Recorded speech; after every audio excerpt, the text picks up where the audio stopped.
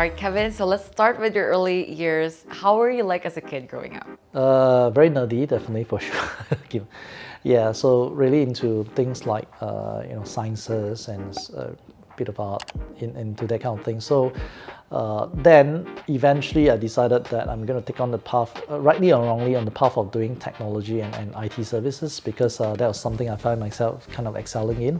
That's why I embarked on my almost 25 years of life of actually going into IT services and telco services as a career in various big MNCs. Along the way, I think I had a sabbatical and then I went into like a Fintech accelerator, and unfortunately there was no turning back because that's where I started to feel the world of entrepreneurship, world of startups. And this is like they say, once you tasted something, you can't turn back, right? So that is one instance of that. I couldn't get back to an MNC in the same mindset anymore. I find that, basically it doesn't work for me. So I decided to go into the world of entrepreneurship. So that's why I entered into Fintech. I mentored a couple of, quite a number of Fintech companies and some of them are pretty successful right now in the Fintech accelerator. So that helped me to get a spin of face about financial services and all that learning. While mentoring, I also learned as well. So I started to look into working with companies and eventually I became an entrepreneur myself, right? And it was a very different spin from purely like working in big companies to being an entrepreneur myself. Obviously, there's pros and cons, right? So as a person who works in a company, you have definitely a very high salary per month. Everything is taken care of. No matter what happens with the company, you get a salary at the end of the month. The most you have a slight pay cut if the economy is not doing well. But other than that, insurance is covered for, paid leave is paid for, travel is paid by the company. You don't have to bother about that, and comfort level is always there. Now, the difference about being an entrepreneur is that you will start to bootstrap. You have to suffer everything. You go without food at times because no longer someone pays you a salary. It's about the kind of work you do in order to get the income in for the company. So that was something I went through. The tough times, the good times, tough times again, etc. and all that.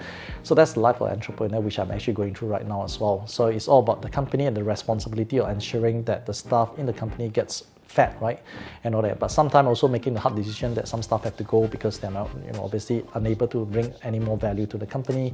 So these are all very hard decisions that have to be made versus, working in a company that sometimes it's not your problem and you don't have to look into that. So that's something that, a big change from my life. And this is something that, is a bit tiring to actually look into that, is because I made this change when I was really in my 40s, right, middle age and all that. For people who went to entrepreneurship, especially the younger folks, they probably they work 3 years and they are entrepreneur 3 years later.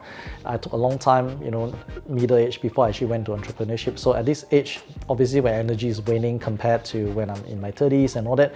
So it's a bit of struggle, but still I find it refreshing because I'm still doing things. There is a level of freedom because you're no longer kind of like answering to a boss and, following the company directions, I set the directions, and, working together with partners and all that. So that's the phase I'm actually going through right now. What's your biggest regret in life? I don't have any real regrets because I think why I want to say that is because we are who we are today, the good and the bad. Right, that defines who we are today, right? We make lots of mistakes in the past, we make lots of right decisions as well. So that added together defines who we are. Now, if we were to look back and think about regrets and all that, now if we have changed something, does that mean that it will result in something good? Probably not, right? So I think probably people have watched lots of movies before where about time travel, they go back, they change the aspect of life, expecting things to be better, but end up it became worse, right? Or a life that they didn't want, or people that they wanted to meet because they changed something in the past and they never met the person ever again, right? So again, I'm a believer that history shouldn't be changed because we are here today for various reasons. We are here to learn the lessons, good and bad, right? And to meet certain people, right, in life, whether good or bad as well, we learn from that as well. And then from there, we cherish who we have today, or who we work with today.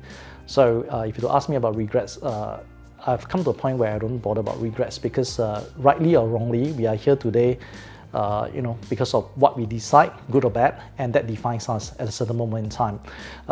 Even at a very ripe age of where I am today, right?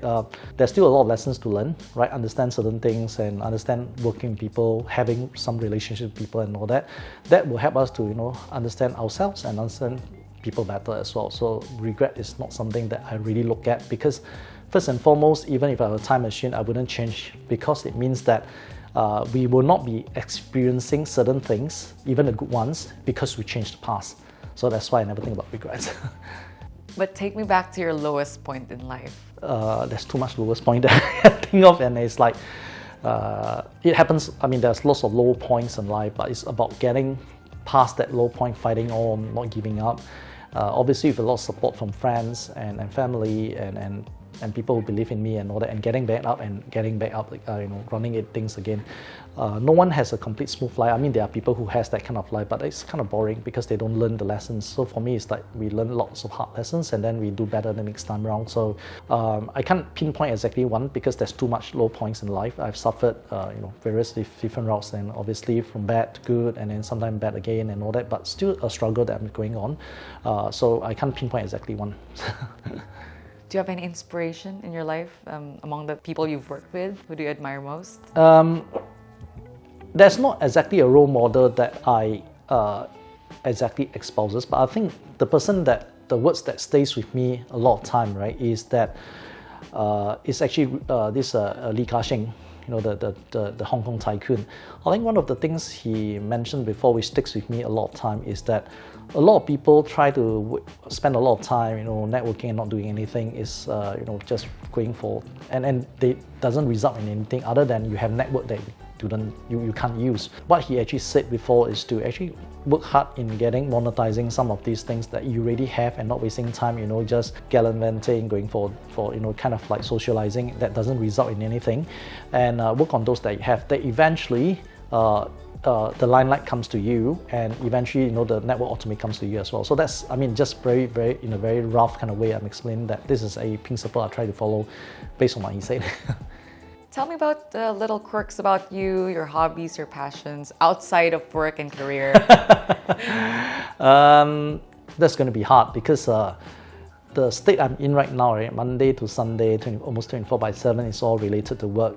Not thought about leisure for a pretty long time, unfortunately. And I mean, other than going to the gym or a bit of exercising and all that, even travel is mostly, I think, work related right now, unfortunately.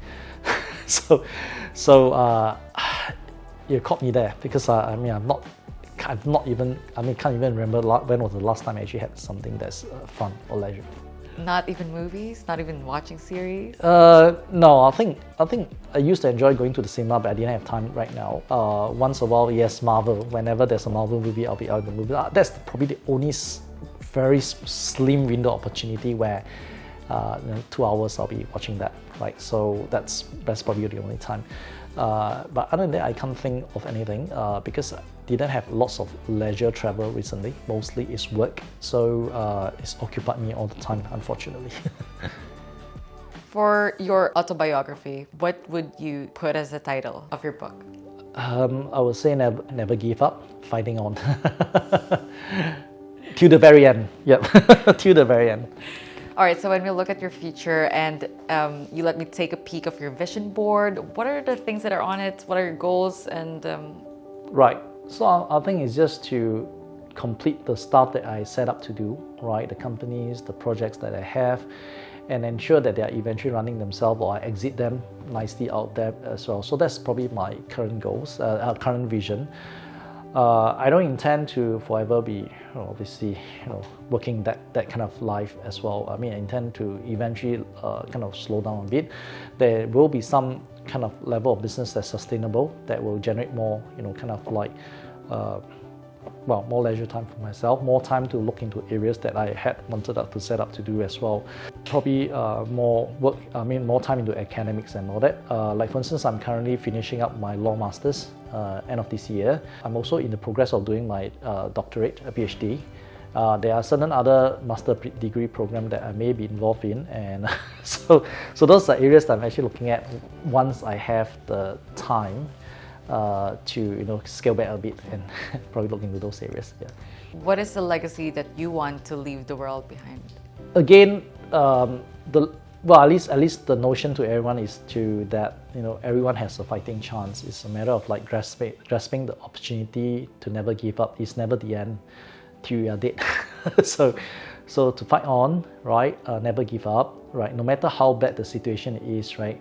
And important is to suppress your own ego because the problem is ego is always an obstacle. Because of ego, you do not know how to seek help from people and all that, right? To ask for things and stuff like that. And because you feel the pride. So I think one thing to talk about fighting on and surviving is about putting away the ego, because ego is always a biggest obstacle to a person's development. So I think putting away the ego is important, because at the most worst time, you do need to seek help from people, and this is where you can actually turn around.